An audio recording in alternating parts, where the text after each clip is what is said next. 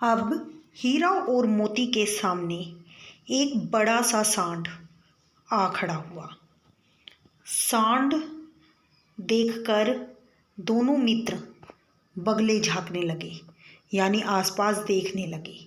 सांड पूरा हाथी है, यानी बहुत बड़ा था और उससे भिड़ना ऐसा लग रहा था कि उनकी जान चली जाएगी, पर ना भिड़ने पर भी जान बचती हुई नजर नहीं आ रही थी। सांड की जो सूरत थी बहुत भयंकर थी। मोती ने मूक भाषा में कहा कि बुरे फंसे, जान बचेगी क्या, कोई उपाय सोचो। हीरा ने कहा, अपने घमंड में भूला हुआ है। हम किसी तरह की आरजू मिन्नती करेंगे तो यह नहीं सुनेगा। भागना कायरता है तो फिर यहीं मरो। बंदा तो 9-2-11 होता है। 9-2-11 यानी भागता है। अब हीरा ने उपाय सोचा कि हम उस पर दोनों तरफ से चोट करते हैं। मैं आगे से रगेदता हूँ, तुम पीछे से रगेदो। दोहरी मार पड़ेगी तो भाग खड़ा होगा।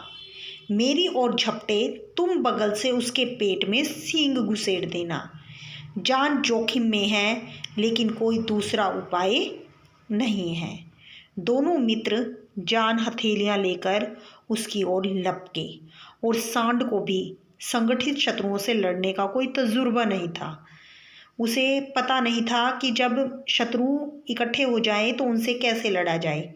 उसे तो सिर्फ एक शत्रु से ही मल्लयुद्ध करने का पता था। मल्लयुद्ध यानी कुश्ती करने का। जैसे ही हीरा पर वह झपटा, मोती ने पीछे से दौड़ाया। सांड उसकी तरफ मुड़ा तो हीरा ने पीछे से रगेद दिया। सांड चाहता था कि एक एक करके दोनों को गिरा ले, पर ये दोनों उसके उस्ताद निकले। उसे वह अवसर ही नहीं दे रहे थे कि वह उन पर प्रहार कर सके। दूसरे पहलू में सींग चुभा दिया गया।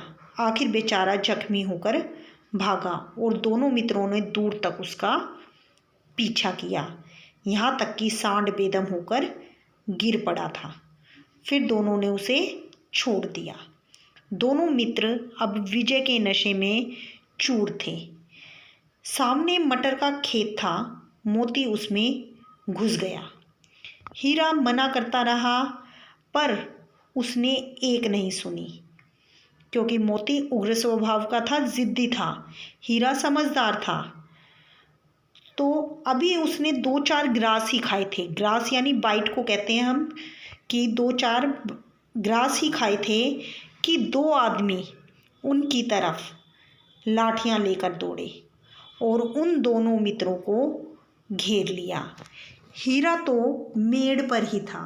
मेड़ पर यानी खेत के किनारे, तो वह निकल गया। लेकिन मोती जो था वह सींचे हुए खेत में था, जहाँ मिट्टी गीली थी, तो उसके खुर कीचड़ में धंस गए। उन्हें पकड़ लिया गया और सुबह उन दोनों मित्रों को कांजी हाउस में बंद कर दिया गया। कांजी हाउस वह जगह होती है जहां आवारा पशुओं को कैद करके रखा जाता है। तो दोनों मित्रों को कांजी हाउस में बंद कर दिया गया।